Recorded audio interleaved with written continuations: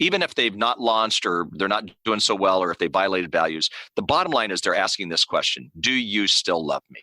And I really believe that our kids need to know beyond a shadow of a doubt that, hey, I still love you, and we're going to get through this process together. In that, I think that's the best thing we as parents can offer our kids. At the same time, we do have to set boundaries and hold expectations, but in a way very different than when they were children. Hello and welcome to the Sunshine Parenting Podcast, where each week we talk about ideas for raising kids who become thriving adults. I'm your host, Audrey Monkey. Here on the podcast, I share my experiences raising 5 kids who currently range in age from 16 to 26 and working with thousands more as a summer camp director over the past 3 decades. I'm the author of Happy Campers, and I frequently do workshops with parents, teachers, and summer camp professionals about social skills, connection, and happiness, topics I researched extensively for my master's in psychology. If you want tools for raising kind, optimistic, self-reliant kids who become thriving adults, you've come to the right place. Hello, Sunshine Parenting listeners, and welcome to episode 139. This episode is being released on Friday, May 8th, 2020. So we're at the tail end of week 8 for ISO for the Rona here in California. My one simple thing tip for this week comes from camp secret number 3 in my book, which is Positive Practices Produce Optimistic Kids. During this time with so much negative news, uncertainty, and fear, it's especially important that we are intentional about creating more positivity in our homes.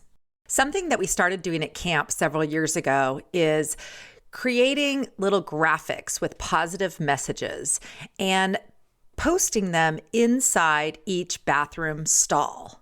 Our campers often offer the quotes word for word as something that they learned about at camp.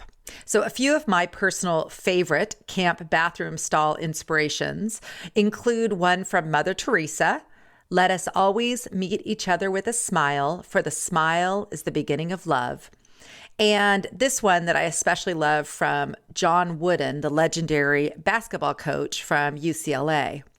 "You cannot live a perfect day without doing something for someone who will never be able to repay you."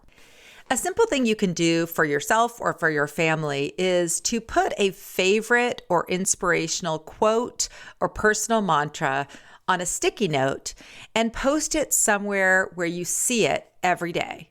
If you like to draw or paint or use Photoshop, you could also create something that is artistic using your quote. In the show notes for this week's episode, under the One Simple Thing segment, I will share some of my favorite quotes. I'd also love to hear from you if you end up using this One Simple Thing tip and posting one of your own quotes.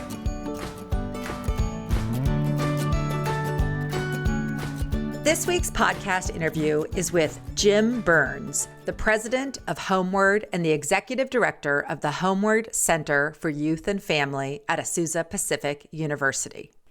Jim speaks to thousands of people around the world each year. He has close to 2 million resources in print in 30 languages.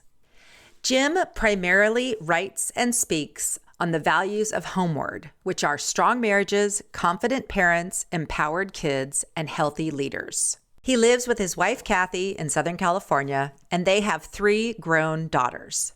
I invited Jim to come on the podcast to talk about his book, Doing Life with Your Adult Children: Keep Your Mouth Shut and the Welcome Mat Out. While Jim writes from a faith-based background, I believe the topics and advice that he covers in this book will be valuable to people of all different backgrounds and faiths. I have many highlights and notes in my copy of Jim's book, including this one from page 28. "You are still their parent, and that will never change, but the relationship must transition from dependency into a place of greater empowerment and maturity for your child. Independence is the goal. This means your adult children take full responsibility for their finances, actions, relationships, and growth and development. Even if your kids are still quite young, I think you'll find some great information and value in my chat with Jim Burns about his book, Doing Life with Your Adult Children. And now, here's this week's interview. All right. Well, I am so excited. This is like quite a thrill to have Jim Burns on today. Welcome, Jim. Audrey, it's great to be with you. I've been looking forward to it. I actually flaked on our first time, so I'm so sorry about that. But you get to be the only person I think I've ever flaked on in terms of just a time. I just blew you off. I'm so sorry. I think it's acceptable during this time to be not on our A game.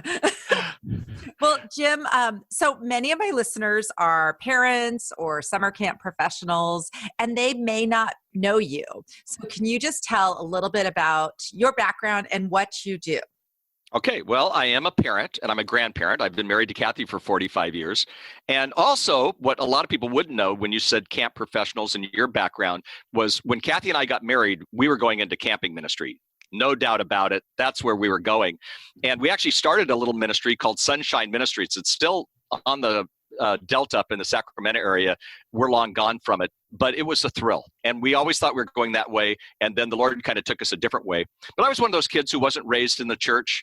The really only Christian influence I had was going to Y Camp every summer, believe it or not. And it was awesome. And I loved it. And I became a Christian when I was 16 years old. And right after that said I wanted to do youth ministry and care for kids. And it's evolved because now I spend more time talking to the parents. We used to say, my friend Doug Fields and I used to say when I was the youth pastor at a church which is now called Mariners, we used to say, wow, if the parents would drop the kids off, which they do, but instead if we could ever do it differently where the kids would drop the parents off, we could help these parents and we may help more of them. And actually my ministry took a turn. And so I spend more time now trying to help parents succeed, trying to help them in their marriages, trying to help them figure out whether their kids are, 4, 5, and 6, or whether their kids are, adult children. So it's been a neat turn, but I kind of still have the same feel.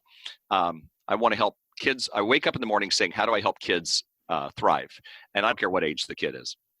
Oh my gosh, that's such a good story. And it's so interesting. I think for many of us, our story is similar. I know you're good friends with Sarah Coolius and the whole, the Slump Coves and, their background too. But Sarah and I are in the same mode of sort of going from running these camps where we've been very focused on kind of training counselors to work with the kids to realizing that a lot of what we know would be great for parents as well. So that's sort of where this whole side gig of Sunshine Parenting evolved for me is just this desire to share with parents these information from the experiences that I've had. So it's so amazing. And of course so my kids right now are 16 to 26. So your book, Doing Life with Your Adult Children, and the subtitle is awesome. Keep Your Mouth Shut and the Welcome Mat Out. Fell into my lap last year, right when it came out. And it is all, I know people listening won't be able to see this, but you'll be able to see sticky notes and tabs and so much that is really, really important in there. So you're not only, like you said, you're not only helping parents with little kids, you're helping with this very real and new challenge that parents have with adult children. So talk about why you decided to write this book, first of all. Desperation.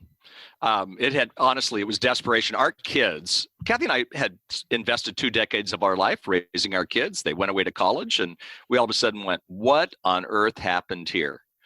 And so we went through a kind of a tough stage actually, because we didn't know what we were doing, parenting adult children. And I think we were too engaged. That's why the subtitle that you just talked about, I used to say to Cathy, we just have to keep our mouth shut and this welcome mat out because it's not working. And then through that process at HomeWord, we're the largest provider of parenting seminars in the US. And so parents would come and say, hey, this is great for my 11-year-old, but I actually also have a 19 or 20-year-old. And what do you got for us? Because the 11-year-old's easy right now. We thought it was going to be harder, but it's the 19-year-old. And so long story short, a friend of mine asked me to speak on the subject. And I said, absolutely not. I will not speak on that. I'll come to your conference. It was in Honolulu. But don't slot me during that workshop because I actually literally need to be at that workshop. I'll be in the front row. And long story short, they had me still give it anyway. And in doing that, I started realizing that we were touching a button for parents who honestly had invested their at least 2 decades into these kids. And then the kids were wanting to become independent, but at the same time, even the age of your kids, Audrey, they are adults, but sometimes they don't act like adults, or at least they say, treat me like an adult. And you're going, oh, fine, but I'm still paying for your cell phone. I'm still paying for, this and that. And so we started creating some principles out of our own life and then out of research. And so one of the reasons why I love the book and the project, and we have a course and all kinds of good stuff with it, is that it kind of came out of a very personal need for me. I mean, it wasn't like I started going, okay, I have this all down. Oh, no. I mean, it was that I went, what happened to these kids? These are my kids. I raise these kids in the church. In some ways, they're pastors' kids. I'm more like a camp leader. I'm not, because I'm not a pastor in a church. But what on earth is happening? And so we started developing some principles that we realized we had to make some changes in our parenting role. And that's why in the first chapter, I call it "You're Fired." Your role has to change. Obviously, my kids still call me mom, or they don't call me mom, but they call us mom and dad. But we really had to change the role. And for us, because they'd never been adult children, they didn't know what they were doing, and we didn't know what we were doing. So we had to kind of give them the passport to adulthood. And, the bottom line is help them become responsible adults who thrive. And to do that, that's not easy. It's not easy for the kid, and it's not easy for the parent. Yeah, there's so much that's good in this book. And it's funny because I was visiting my sister, whose kids are just a little bit older than mine, and she had it on her table and she'd read it twice too. And I think part of what parents struggle with, and I know that you find this too, is just the fact that when you're like becoming independent, it's kind of a painful, awkward process.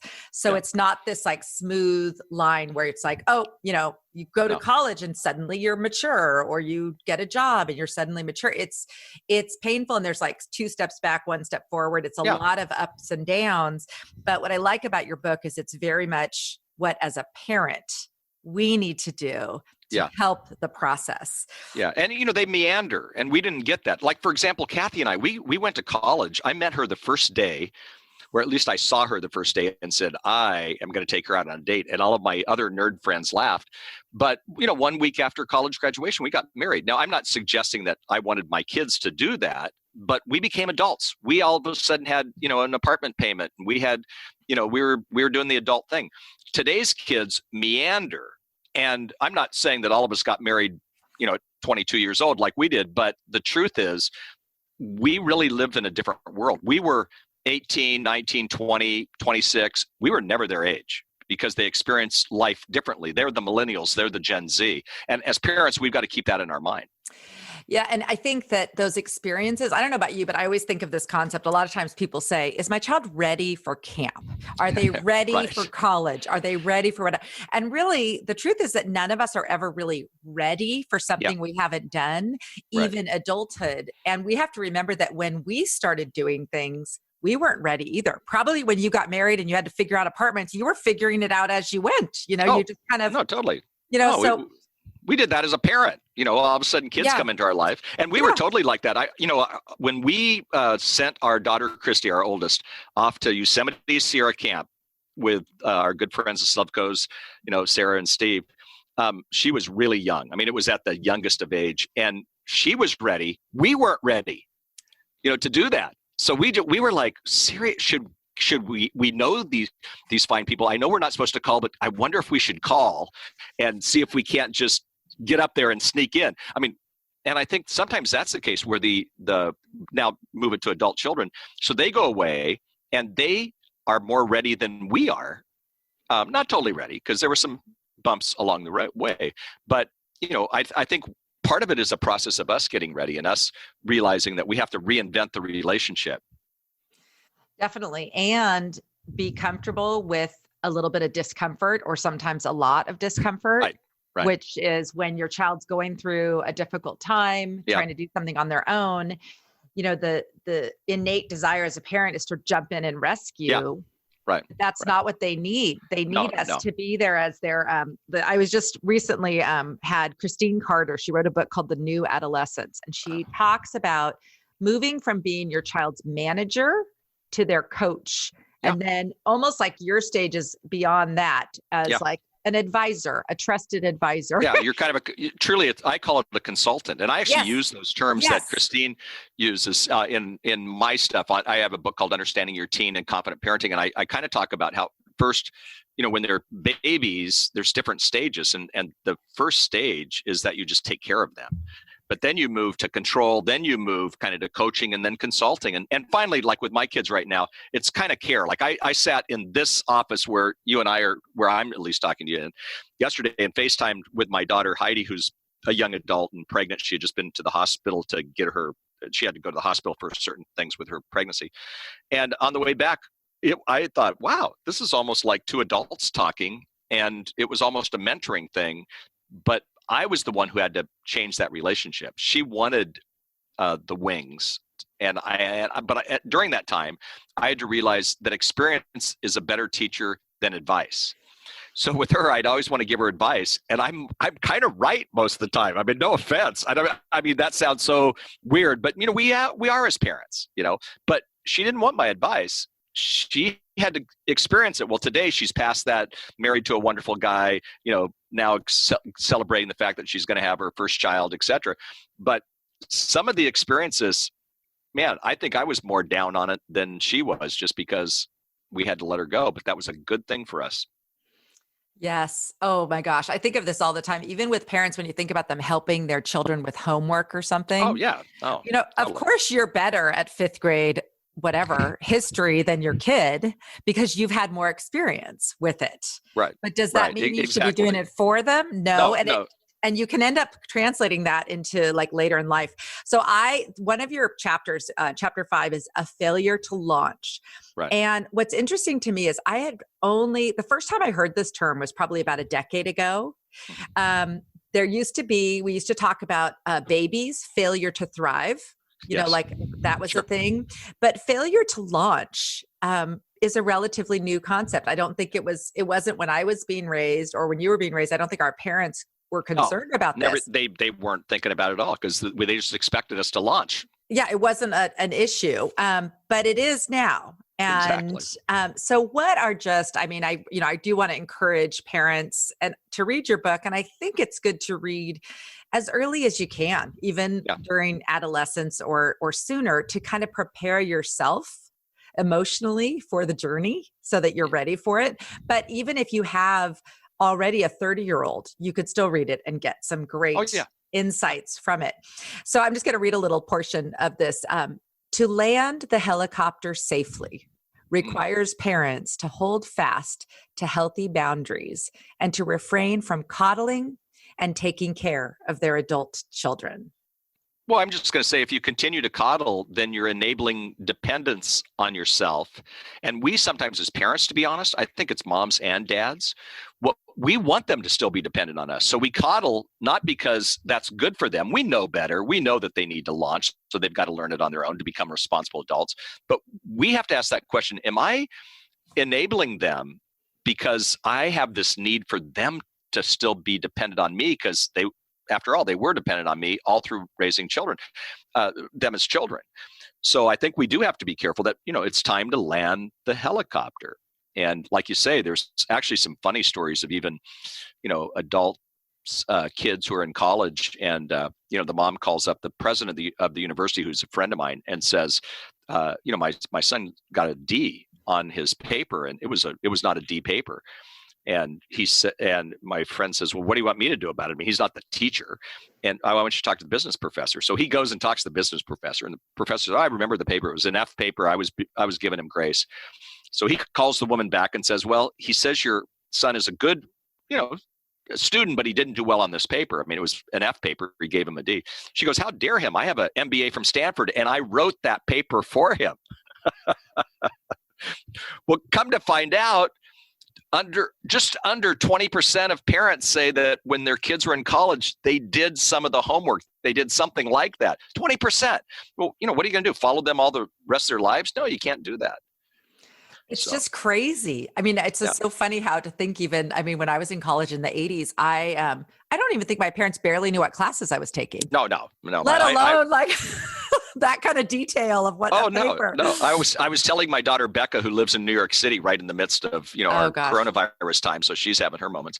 And I was saying to her, when I said in college, if I could remember, I would call them on Sunday. But of course, we didn't have cell phones. I mean, and I know my parents used to talk about we went to the movies for 5 cents and all that. I get it, but. And she goes, so I go, why don't you call? Let's have a FaceTime like on Sundays with the family. And she goes, wait, I talk to mom almost every day. This is a woman who has a degree in clinical psychology, a master's degree. She is doing great. And she's like, I talk to mom almost every day. Why would I want to just make Sunday that day? And I'm like, oh, I guess that's true. That's kind of changed. And I think it varies by kid too. Like I Sure. think that's Absolutely. and there's nothing wrong with having close connections and staying in touch. No, It's just no. what they're coming to you for. Like you said, Yeah. you need to be thinking of yourself as that consultant. So if they call, if they're going through something, to offer empathy and to sort of, kind of give them that affirmation that you trust that they can make a good decision or work through this situation, and they don't need you to give them the guidance. Right. And failure to launch says that you're helping them launch by sometimes showing empathy, showing care, but not necessarily even, giving them the answer unless they ask you. But, that's why I always say unsolicited advice is taken as criticism, because we have great advice on whatever they're going through, but sometimes they don't want it. And so going back to the idea of experience as a better teacher, sometimes it's better just to, keep our mouth shut. Now it's hard to do. I mean, I've met you in person. I don't know if you noticed, but there are scars on my tongue from biting my tongue with my girl. I have all girls, from biting my tongue with my girls. Cause I am the guy who says, but why does she want to go to Europe to, find herself when I have all the answers for her right here? I mean, she'd save a lot of money, a lot of time. Boom. Well, yeah. Some of us have a harder time with that. Like you and I, we're talkers. We share with people. We teach other people. So of course, like we have so much to share with our kids.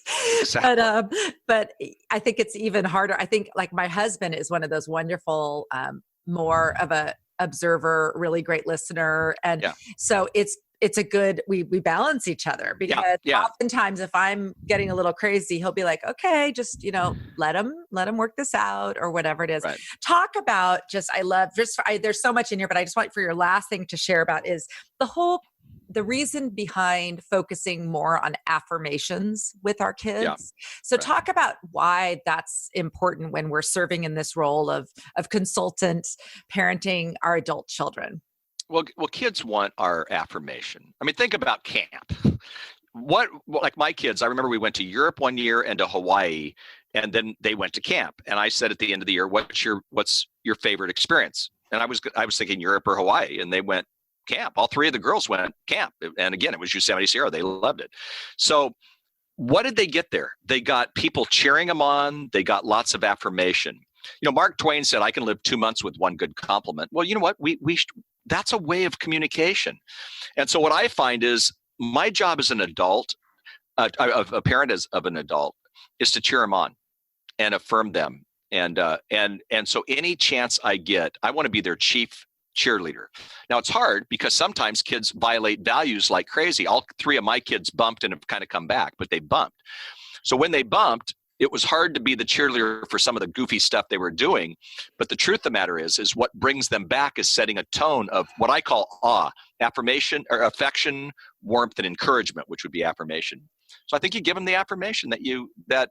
I want to be the top cheerleader in their life. I have a sign here in my office that says every child needs at least one adult who is irrationally positive about them. And I want to be that person. At the same time, when we have younger kids, we can be irrationally positive, but we also have to set boundaries, put them on a timeout, take away, different things or whatever.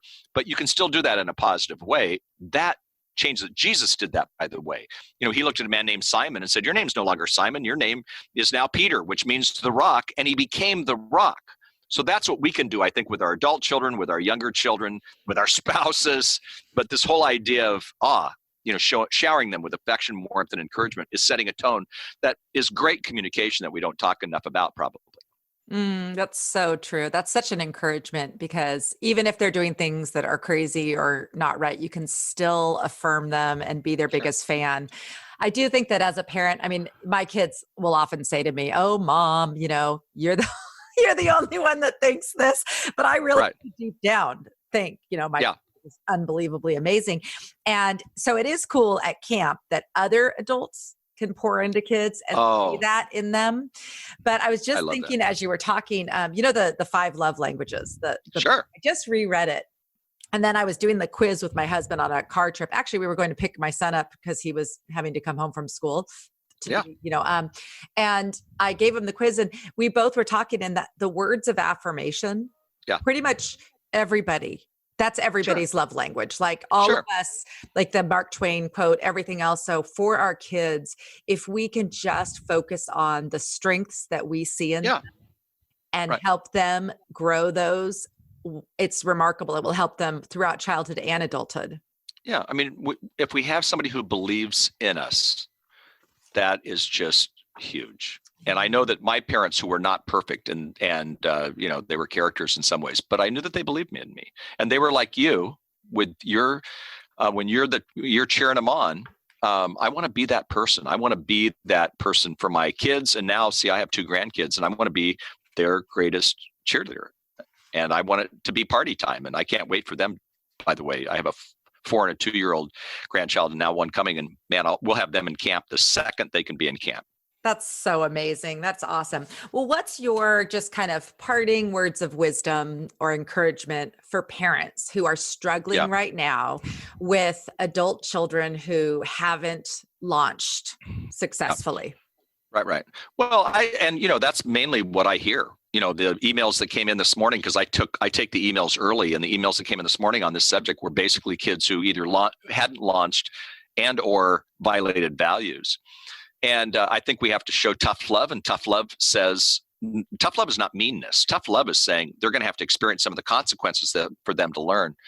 But the bottom line, Audrey, is that even if they've not launched or they're not doing so well, or if they violated values, the bottom line is they're asking this question: do you still love me? Mhm. And I really believe that our kids need to know beyond a shadow of a doubt that, hey, I still love you, and we're going to get through this process together. In that, I think that's the best thing we as parents can offer our kids. At the same time, we do have to set boundaries and hold expectations, but in a way very different than when they were children. Yes. Oh, so true. Okay. So, Jim, where can people, you mentioned courses, all this stuff, where can everybody Yeah. find the book and all the information Yeah. about just everything on this topic that you're helping parents with? Sure. Well, the book can be found anywhere online, and people go to Amazon and whatnot. We also have a course that we developed, and it's a pretty cool course, and it's really cheap. But it's done really well. I mean, the video is not just cheesy video. I mean, it's done me sitting at a table with a couple of parents of adult children, and us just kind of talking. There's 7 sessions. And they can find that at homeword.com, HOMEWORD.com. They can also get the book there. But they can find out that we have a whole package of things that they can learn about, get more involved in. And HomeWord's a great ministry that we're a part of. Strong parents, confident parents, empowered kids, and healthy leaders. And that's what we do our content on. And it's even during this time, it's been great for us to be able to just put a lot of great stuff out there. It's a phenomenal organization, and your resources are truly remarkable. So I'm so excited to introduce you to maybe some people who aren't aware of all the things that you have available for them. So thank you so much for taking the time and coming on today, Jim. It's been just awesome and encouraging to chat with you. Well, Audrey, great to be with you too. And thanks for all you're doing too. Take care.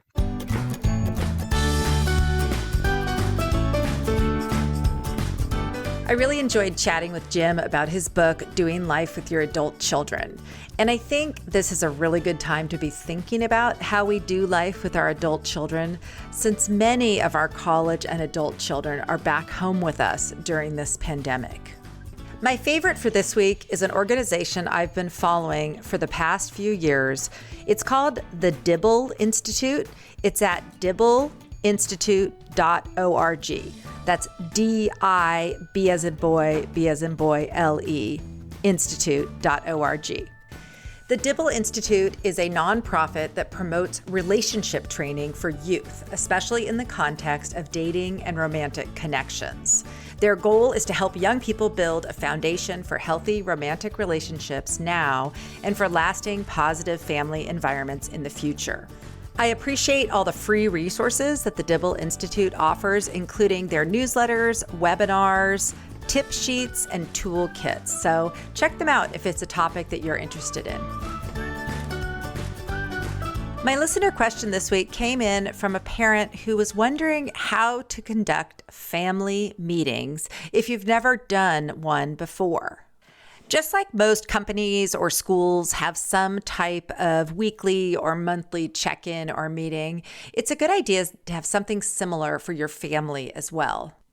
Family meetings offer a structure and sort of a formal time to check in with each other each week, just to see how everybody's doing, see what's going on for the week, check in about any problems or issues that need to be resolved, and also share some compliments and positive things as well. You can structure your family meeting however you'd like, but if you would like some ideas and guidance, I'll provide a link in the show notes for this episode with my family meetings handout that has some ideas for how you might want to structure your meeting. As always, you can find notes, links, and other resources related to today's conversation by visiting my website at sunshine-parenting.com. While you're there, be sure to sign up for my email list so that you don't miss out on any of the great resources I have available for raising thriving kids. If you enjoyed this episode, I'd really appreciate you sharing it with a friend. Please take a moment to give Sunshine Parenting a rating or review on iTunes or wherever you listen to podcasts. Let's end with a quote from my book, Happy Campers. Regardless of your child's age, remember that their best practice ground for positive relationships starts with you at home. Siblings, cousins, and close family friends are our kids' first friends, and by coaching our kids through the ups and downs of those relationships, we are helping them gain important social skills that will benefit them throughout their lives. Seeing ourselves as our kids' friendship coaches reminds us that our most important job as parents is modeling and teaching our kids about how to form positive relationships. It is from parents that our children first learn how to connect with others. I'm Audrey Monkey. Thank you for joining me for the Sunshine Parenting Podcast. Join me again next week for more conversations about raising kids who become thriving adults.